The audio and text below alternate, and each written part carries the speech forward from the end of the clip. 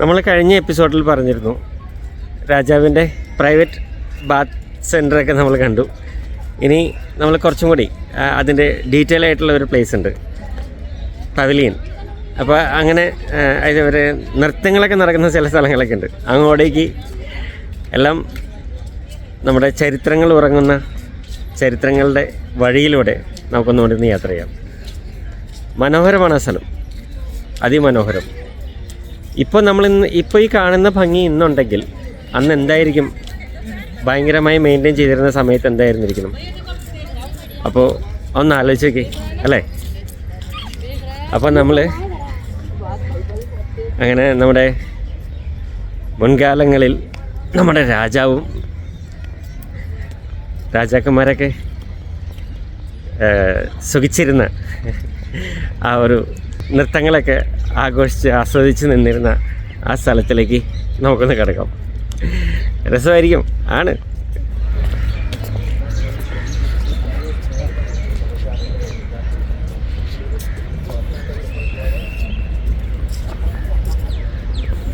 ഇതാണ് work in progress ആണത്. കാരണം ഇവിടെ പഴയതൊക്കെ മാറ്റി എന്തൊക്കെയോ സ്ഥാപിച്ച് കറക്റ്റ് ചെയ്തുകൊണ്ടിരിക്കുകയാണ്. കാരണം ആ പൗരാണികത നിലനിർത്തിക്കൊണ്ട് തന്നെ ചെയ്യാൻ വേണ്ടിയിട്ട്. സഫർ മഹൽ എന്നാണ് അതിൻ്റെ പേര്.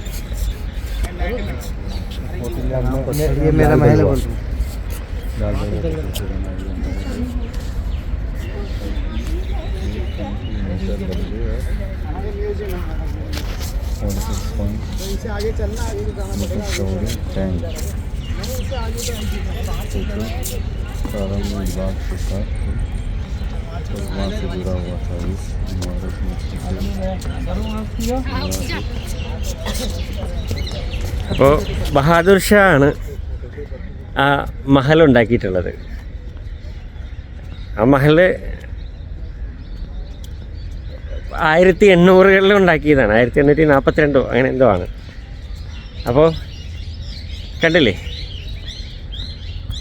അവർക്ക് അന്നത്തെ അവരൊരു എൻ്റർടൈൻമെൻറ്റ് അല്ലെങ്കിൽ അവരുടെ ഒരു രാജ്യതുല്യമായ ജീവിതം എന്ന് പറയുന്നത് ഇങ്ങനെയാണ്. അതായത് ഒരു 100 ഏക്കർ സ്ഥലത്ത് ഒരു വലിയൊരു കൊട്ടാരവും ചുറ്റും ഭടന്മാരും പിന്നെ സേവിക്കാൻ ആൾക്കാരും ഒക്കെ ആയിട്ടൊരു, അതാണ് രാജ്യതുല്യമായ ജീവിതം എന്നൊക്കെ പറയണത്.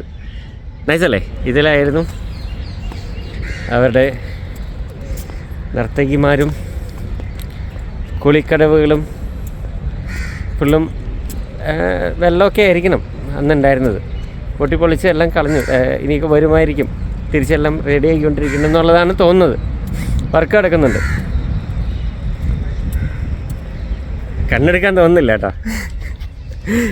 അത്ര മനോഹരമാണ്. വരവർ എന്തായിക്കോട്ടെ. അപ്പം നമ്മളിനി അവിടെ ആ മഹലിൽ ഇരുന്നു കൊണ്ട്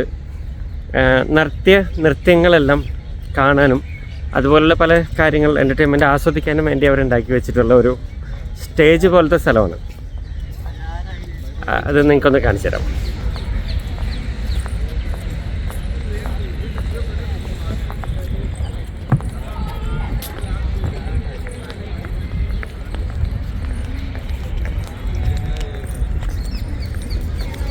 ഇവിടെ നൃത്യങ്ങളും നാടകങ്ങളും സംബന്ധപ്പെട്ട എന്തെങ്കിലുമൊക്കെ മ്യൂസിക്കൽ പരിപാടികളൊക്കെ ഉണ്ടാവുമായിരുന്നിരിക്കും ആ കാലഘട്ടത്തിൽ.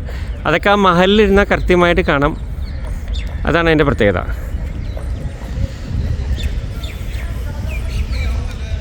ഇതൊക്കെ മാർബിളിലാണ് ഇതുണ്ടാക്കിയിട്ടുള്ളത് കേട്ടോ. ഇത് അതിൻ്റെ ഒരു വിഷ്വൽ ഇതെന്ന് വെച്ചാൽ ഞങ്ങൾക്ക് അടുപ്പിച്ച് കാണിച്ചു തരാം. അപ്പോൾ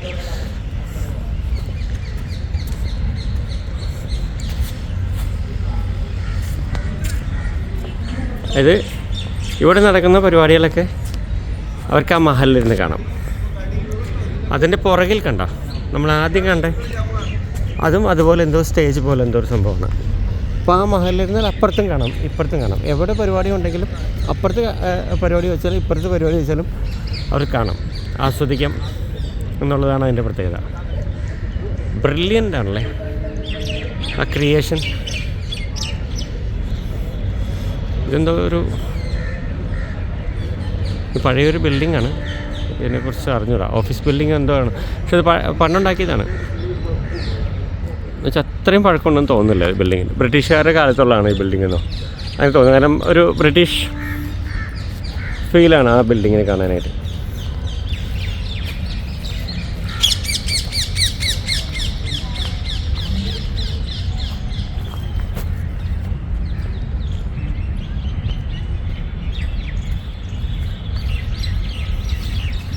ഇനിയിപ്പോൾ നമ്മൾ പോകുന്നത് എന്താ വെച്ചാൽ അടുത്തെന്തോ ജയിലോ അങ്ങനെ എന്തോ ഒരു സംഭവം പോലെ നീളത്തിൽ കാണുന്നുണ്ട്. അതെന്താണെന്ന് അറിയില്ല. എന്താണെങ്കിലും നമുക്ക് നോക്കാം. അത് നേരം കിട്ടിയ വിഷയമൊക്കെ അടിപൊളിയായിരുന്നു എന്ന് തോന്നുന്നു. അപ്പോൾ അതുകൊണ്ട് ഇനി കിട്ടാൻ പോകുന്നതും അടിപൊളിയായിരിക്കും എന്ന് നമുക്ക് പ്രതീക്ഷിക്കാം. പിന്നെ ഇതൊക്കെ ചരിത്രത്തിൻ്റെ ഭാഗമാണ്, നമ്മളുടെ ചരിത്രത്തിൻ്റെ ഭാഗമാണ്.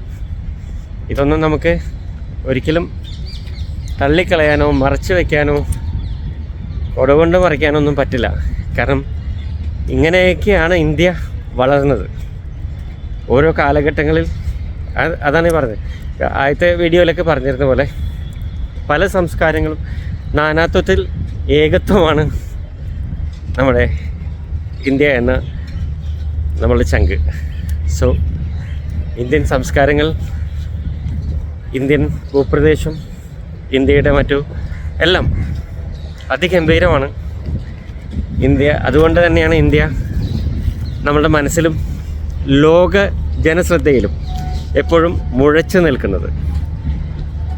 ഒരു മിനിറ്റ്, ഒരു കാഴ്ചയിലേക്ക് പോകണം. പണ്ടത്തെ എന്തോ ജയിൽ പോലുള്ളൊരു സംഭവമാണ്. കോട്ടമതിലൊക്കെ ആയിട്ട് വേണ്ട, ഭയങ്കര രസമാണ് കാണാനായിട്ട് കേട്ടോ. നമുക്കതിൻ്റെ ഉള്ളിലേക്കൊന്ന് കയറി വെക്കാം.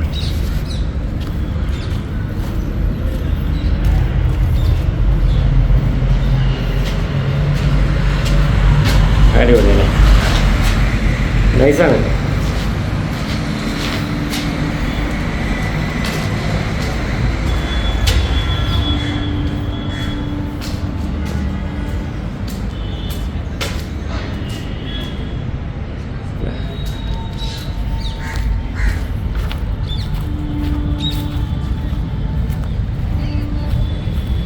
ഇതുപോലെ നമുക്ക് കയറാൻ പറ്റാത്തതുമായ കുറേ സംഭവങ്ങളൊക്കെ ഇവിടെ ഉണ്ട്. ചിലതിലൂടെ കയറാം, അതിൻ്റെ ഉള്ളിൽ കൂടെ കയറി അറ്റം വരെ പോകാനുള്ള വഴി ഉണ്ടോയെന്നാണ് ഈ നോക്കുന്നത്.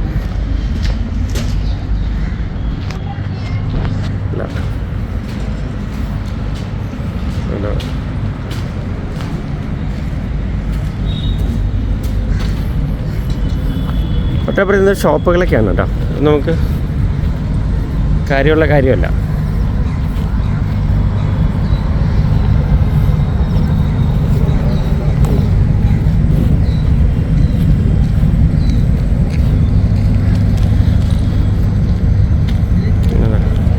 എനിക്കതിന് മുകളിലേക്ക് കയറാനുള്ള വഴികളൊക്കെ ഉണ്ട്.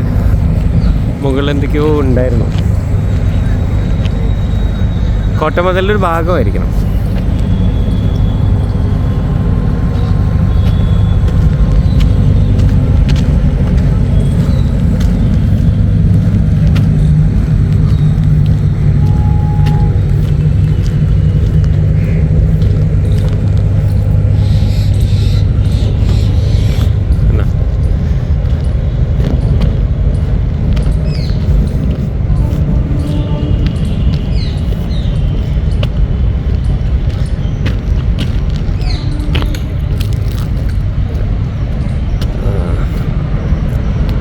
കോട്ടമതിലുണ്ട്. ഇതാണ് പണ്ടത്തെ ആ കോട്ടയുടെ അവിടെ നിന്നുള്ള സംഭവം ഇങ്ങനെയാണ്.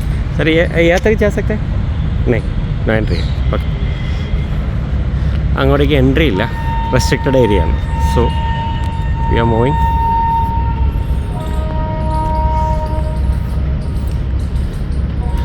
Beauty of the fort. വേണ്ട,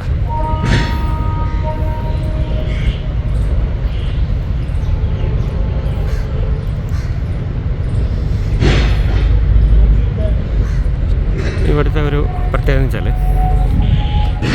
ഇവിടെ എല്ലാത്തിനും ഇങ്ങനത്തെ ഒരു തരം ഇതാണ് ലൈറ്റാണ് ഉപയോഗിച്ചിട്ടുള്ളത് കേട്ടോ. അതെന്താണെന്ന് വെച്ചാൽ ആ ഏരിയ ഇതും കൂടി വെച്ച് നോക്കി ബ്യൂട്ടി ഉണ്ടോ, അതാണ് അതിൻ്റെ ബ്യൂട്ടി. അപ്പം നമ്മൾ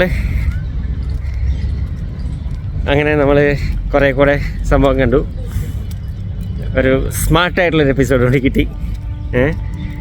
അപ്പോൾ നമ്മൾ ഇതിനകത്ത് ഇനി ഒപ്പിയെടുക്കാനായിട്ട് വേറെ ഭാഗങ്ങളൊന്നും ഇല്ല.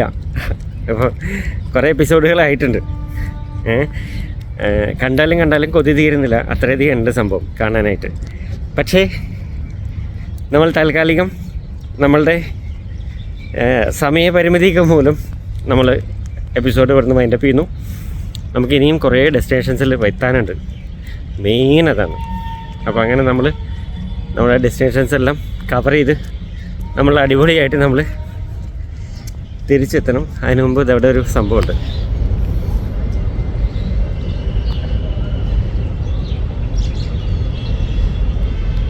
ഇവിടേക്കൊന്നും അധികാരം വരാറില്ല എന്നുള്ളതാണ് സത്യാവസ്ഥ.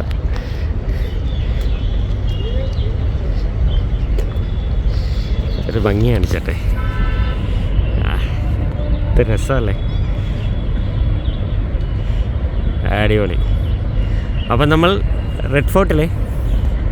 ഡൽഹി റെഡ് ഫോർട്ടിലെ നൈസായിട്ടുള്ള ഒരു ഡെസ്റ്റിനേഷൻ കൂടി കണ്ടു. അപ്പോൾ നമ്മളിവിടുന്ന് വൈൻഡപ്പ് ചെയ്യാൻ പോവാണ്.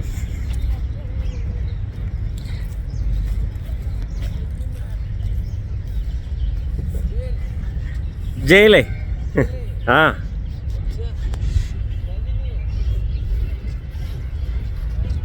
सौ साल पुराना ये तो वर्किंग है.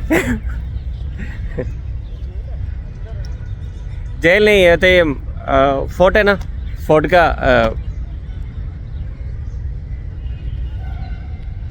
അപ്പോൾ നമ്മളിവിടുന്ന് വൈൻഡപ്പ് ചെയ്യാണ്. അപ്പോൾ അവരെന്താ ചോദിച്ചു, ഞാൻ എന്തൊക്കെയോ പറഞ്ഞു, അവർക്ക് മനസ്സിലായെന്ന് വിചാരിക്കുന്നു. അയ്യോ,